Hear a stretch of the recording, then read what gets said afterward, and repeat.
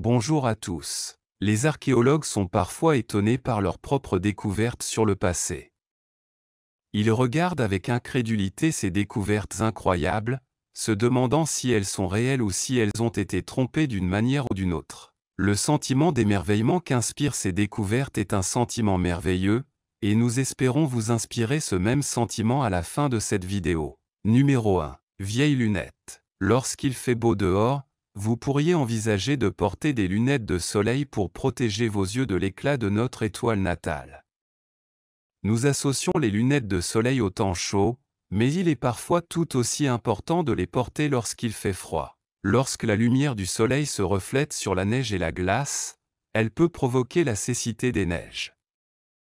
C'est pourquoi les lunettes de neige sont un outil essentiel dans l'arsenal de tout explorateur de l'Arctique, et elles constituent une invention plus ancienne que vous ne l'imaginez. Cette paire de lunettes de neige fait actuellement partie de la collection du Science Museum de Londres, en Angleterre.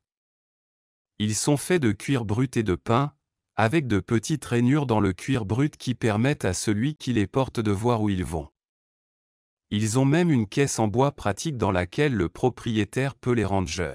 Elles seraient encore utiles aujourd'hui pour protéger votre vision dans les régions les plus enneigées, ce qui est remarquable si l'on considère le fait qu'elles ont été fabriquées en 1801. La plupart des lunettes de soleil modernes sont un symbole de mode, mais lorsqu'elles ont été fabriquées, leurs inventeurs se préoccupaient davantage de santé et sécurité. Numéro 2. Ancien entrepôt. Il semble que juillet 2020 ait été un bon mois pour des découvertes archéologiques importantes, car ce mois-ci des artefacts ont été découverts au Mexique et un immense entrepôt antique se trouvait à Jérusalem. Les fouilles ont été réalisées dans les environs d'Arnona, à l'intérieur des restes d'une grande structure constituée de murs en pierre de taille, à l'intérieur de laquelle se trouvaient plus de 100 anses de cruches, qui portaient toutes des inscriptions en hébreu ancien sur leurs sceaux. La plupart des poignées portent la mention LMLK, une abréviation qui les identifie comme propriété du roi.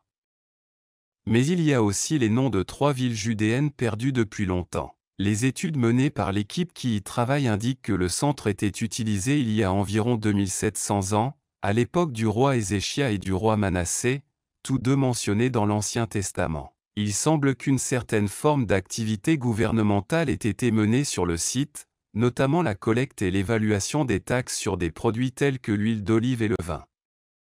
Les gens devaient encore payer leurs impôts, même à l'époque. Une petite collection de figurines en argile a également été mise au jour, ce qui pourrait indiquer une utilisation cérémonielle païenne du bâtiment à l'époque pré-biblique. Numéro 3. Règlement dans une ancienne grotte. L'histoire de l'établissement humain dans les Amériques est devenue un sujet de débat ces dernières années, et la découverte faite en juillet 2020 au Mexique a repoussé d'environ 15 000 ans la date de l'arrivée de l'homme sur Terre. Nul doute que nos lointains ancêtres vivaient dans la grotte de Chiquihuite, au nord du pays, il y a 30 000 ans. Ils ont laissé près de 2000 outils en pierre dont les archéologues pourront se souvenir.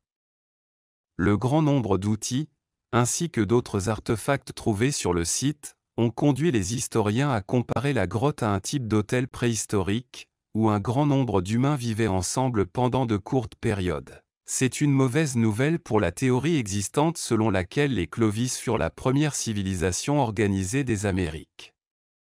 Quels que soient ces habitants des cavernes, ils ont dépassé les Clovis de plusieurs millénaires. En fait, au moment de l'arrivée des Clovis, cette mystérieuse civilisation avait probablement disparu depuis longtemps.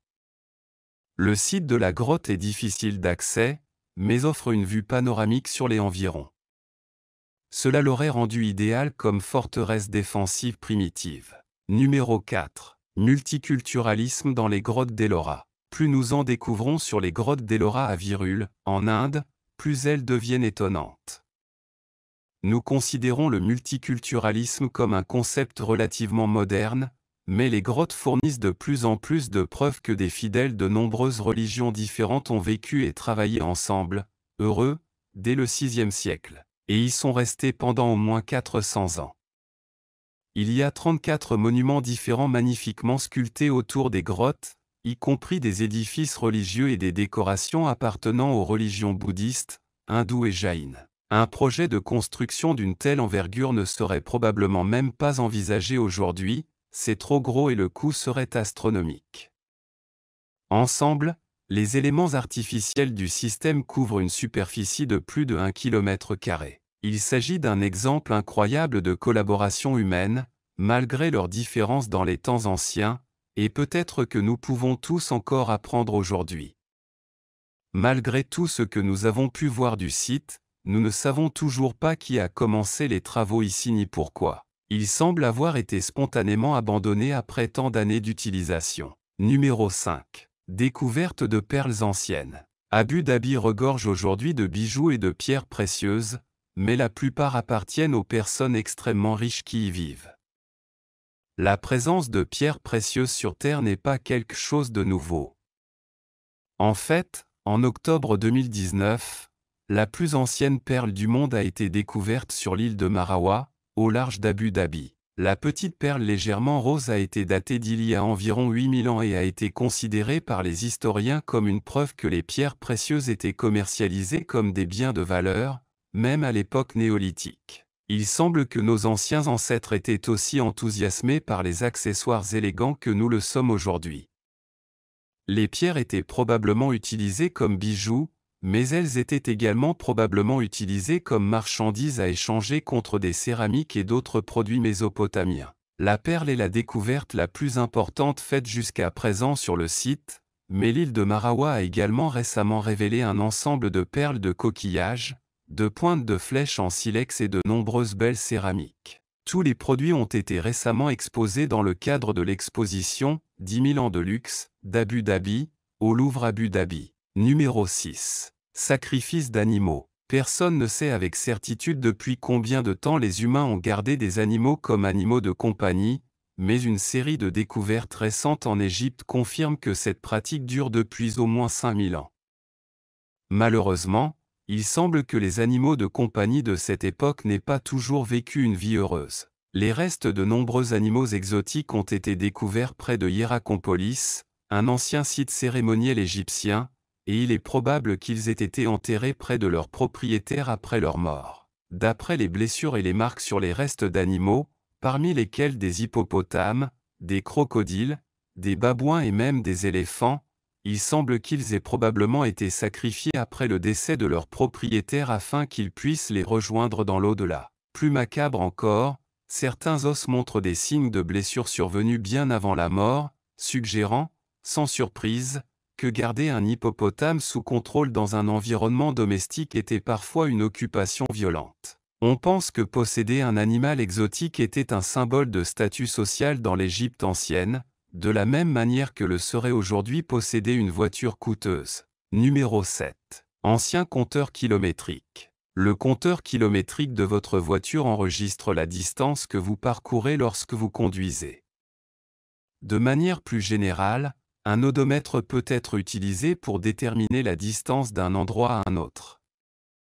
Lorsqu'il a été inventé, il a révolutionné la cartographie et la planification d'itinéraires dans le monde antique. Nous devons à Vitruve de la Rome antique d'avoir inventé l'odomètre, une tâche qu'il a accomplie il y a un peu plus de 2000 ans.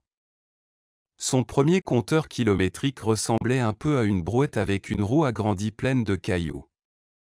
Chaque fois que la roue tournait, un caillou tombait dans un petit seau situé sous l'appareil. Étant donné que Vitruve mesurait le diamètre précis de la roue avant de la monter sur l'appareil, il savait exactement quelle distance était parcourue à chaque rotation. Il pouvait donc déterminer la distance entre deux points en comptant le nombre de cailloux que le compteur kilométrique déposait dans le seau. Après avoir inventé cette ingénieuse invention, la planification des voyages dans l'Empire romain n'impliquait plus autant de conjectures et les cartes devenaient beaucoup plus précises. Les odomètres d'aujourd'hui n'utilisent plus de galets, mais ils fonctionnent toujours selon le même principe qu'il y a 2000 ans. Numéro 8. Ruine d'une bibliothèque romaine. Cologne est l'une des plus anciennes villes d'Allemagne, avec une histoire remontant au milieu du 1er siècle. Cela en fait le meilleur endroit du pays pour rechercher des ruines romaines antiques, comme cette incroyable bibliothèque romaine antique. La bibliothèque a été cachée sous les rues du centre animé de Cologne pendant des siècles et a finalement été retrouvée après la démolition d'une église protestante en 2017. Les archéologues ont été invités à venir examiner le site après la démolition, mais ce n'est qu'en 2019 que les premiers signes de l'ancienne église ont été retrouvés. Même si vous ou moi aurions du mal à identifier ces murs en ruine comme appartenant à une bibliothèque, l'indice clé pour les archéologues est la présence de petits trous dans les murs, dans lesquels les rouleaux seraient placés pour être stockés. Les experts estiment que la bibliothèque aurait pu contenir jusqu'à 20 000 parchemins, ce qui en aurait facilement fait la plus grande bibliothèque d'Allemagne dans l'Antiquité. En fait, il s'agit peut-être même de la plus ancienne bibliothèque d'Allemagne. Numéro 9. Secret du château d'Ayanis. Les archéologues fouillent le site du château d'Ayanis en Turquie depuis plus de 30 ans.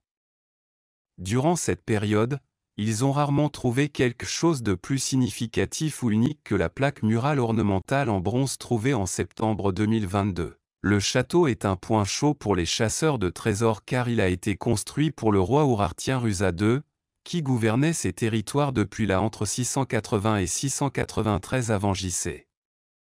La plaque de bronze a probablement été choisie personnellement par le roi ou un membre de la famille royale et aurait été accrochée sur un mur comme décoration. Des fragments de plaques similaires ont été trouvés ailleurs dans et autour des ruines du château, mais c'est le seul qui a émergé du sol en un seul morceau. La découverte de la plaque de bronze a eu lieu lorsque les archéologues ont identifié et mis au jour 4 nouvelles pièces communicantes, enterrées dans la colline où se trouvait autrefois le château. Il y a encore beaucoup de travail à faire à l'intérieur de ces salles, les experts disent qu'il y a tellement de choses à fouiller au château d'Ayanis qu'il y aura encore des archéologues là-bas pendant encore 30 ans. Numéro 10. Le trésor de Penrith. Le Penrith Oar est ainsi nommé parce qu'il a été trouvé dispersé dans plusieurs champs de Penrith, Cumbria, Angleterre, pendant plus de 200 ans.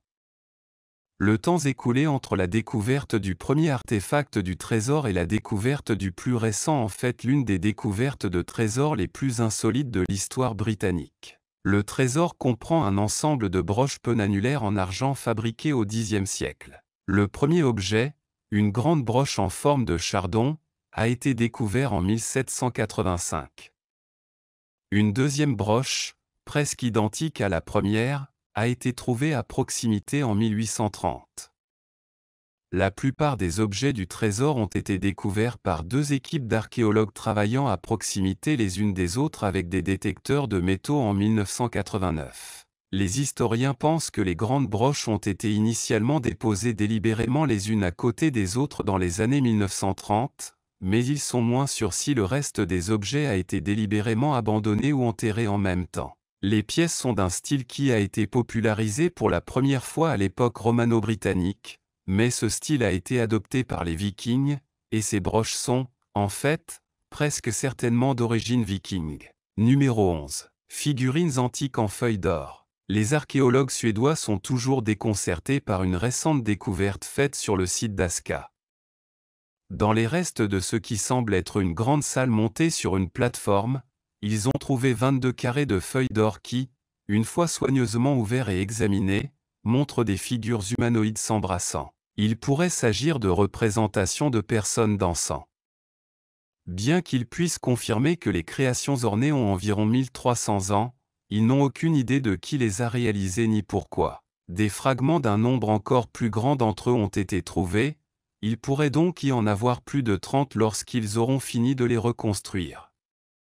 Des figures à la feuille d'or comme celle-ci ont été trouvées ailleurs en Suède, mais il n'y a aucune mention ni description d'elles dans les documents écrits de l'époque. On les retrouve toujours en groupe, ce qui suggère qu'ils ont été emmenés au même endroit et laissés là. Cela pourrait indiquer qu'il s'agissait d'offrandes, mais il pourrait également s'agir de décorations pour des poteaux dans de grandes salles de banquet. Il s'agit sans aucun doute d'une forme d'art ancienne, même si c'est une forme d'art dont nous ne savons rien. Numéro 12. Le démon. En 2020, une ancienne tablette d'argile vieille de 2700 ans trouvée il y a plusieurs décennies dans un ancien sanctuaire assyrien a été traduite. Cette tablette représente un démon appelé Zu et contient des descriptions d'un ancien rituel d'exorcisme. Il offre un aperçu rare de la démonologie mésopotamienne et de la médecine populaire de cette époque. À l'origine, la tablette a été trouvée dans une grotte sacrée du nord de l'Irak, qui faisait partie d'un temple dédié aux dieux Ea, Asher et Marduk. Lors de fouilles dans les années 1950, les archéologues ont découvert cette tablette ainsi que d'autres objets anciens. Dans ce document, Zu est représenté comme un démon ailé avec des cornes, un corps humain, des pattes et une queue d'oiseau et une langue semblable à celle d'un serpent. Le texte explique que Zu était considéré comme un esprit maléfique capable de posséder les humains et de provoquer des problèmes tels que des convulsions et un comportement étrange. À cette époque, les peuples assyriens et babyloniens croyaient que ces afflictions étaient causées par des forces démoniaques plutôt que par des maladies physiques. L'inscription sur la tablette décrit un sort que les prêtres récitaient lors d'un rituel d'exorcisme pour expulser Zu, déclarant que, grâce au pouvoir des dieux Ea et Marduk, l'esprit de Zu serait expulsé et laissé sans défense. Numéro 13. Tombe des reliefs. En nous déplaçant en Italie, nous trouvons les tombes des reliefs de Serre. Il s'agit d'un tombeau de l'époque étrusque créé il y a 2400 ans, mais découvert en 1847. Le tombeau est unique car presque toutes les tombes de la période étrusque découvertes à ce jour sont couvertes de fresques. Celui-ci est cependant décoré de reliefs en stuc. Notre compréhension de la langue écrite étrusque est imparfaite, mais il a été possible de traduire suffisamment d'inscriptions à l'intérieur de la tombe pour l'identifier comme la tombe familiale privée de la famille Matuna, et les reliefs sont des reconstitutions des propriétés familiales, y compris leurs outils. Ustensiles, chaises et armes. C'est un concept similaire aux tombeaux égyptiens, avec la conviction que les objets recréés aideraient la famille dans l'au-delà. En fait, un grand nombre d'objets similaires ont été trouvés dans les tombes égyptiennes, mais les Égyptiens avaient tendance à créer des objets miniatures. Le tombeau-relief est unique dans la mesure où il a choisi de graver des représentations grandeur nature de chaque objet sur les murs. Numéro 14. La boîte de Suna. La boîte Suna tire son nom du fait qu'elle a été trouvée à Suna, en Suède, en août 1911. Il s'agit d'une boîte en cuivre remarquable par une inscription runique gravée sur sa surface au début du XIe siècle. La boîte est la preuve matérielle d'un réseau commercial qui s'étendait sur la mer Baltique à cette époque. Cependant, les historiens sont davantage fascinés par l'estampe qui prend la forme d'un poème. Plus précisément, il s'agit d'un poème en vieux norrois, écrit dans un mètre spécifique qui était utilisé lorsque les poètes skaldes écrivaient des louanges pour leurs dirigeants. Dans le poème, un coucou poursuit un voleur puis le mange. C'est une image étrange, mais elle aurait pu avoir à l'époque une signification symbolique qui s'est ensuite perdue au fil du temps.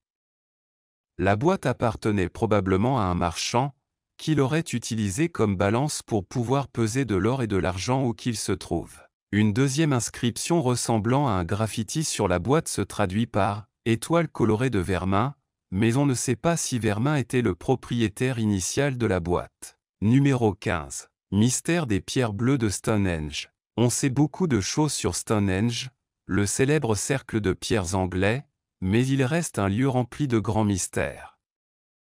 L'un d'eux concerne un peu plus de 40 des plus petites pierres du site, connues sous le nom de pierres bleues. Ils ne viennent de nulle part dans les environs, au lieu de cela, ils ont été extraits des collines de Presely dans le Pembrokeshire, au pays de Galles. Cela se trouve à près de 300 km et soulève la question de savoir comment quelqu'un a pu les transporter si loin il y a 5000 ans. En 2019, une nouvelle étude a permis d'identifier l'emplacement précis dans les collines où les pierres ont été prélevées. Les chercheurs ont déterminé que les roches ont été extraites à l'aide de coins pour ouvrir des points verticaux entre chaque pilier rocheux naturel. Sur les sites, des plateformes artificielles en pierre et en bois ont été trouvées dans la vallée sous le site de Carn Godot dans les collines de Presely, vraisemblablement fabriquées et utilisées par les architectes de Stonehenge. Cela pourrait en fin de compte expliquer d'où venaient les pierres et comment elles ont été délogées des collines indigènes, mais cela n'explique pas pourquoi ni comment elles ont été transportées sur une distance aussi énorme.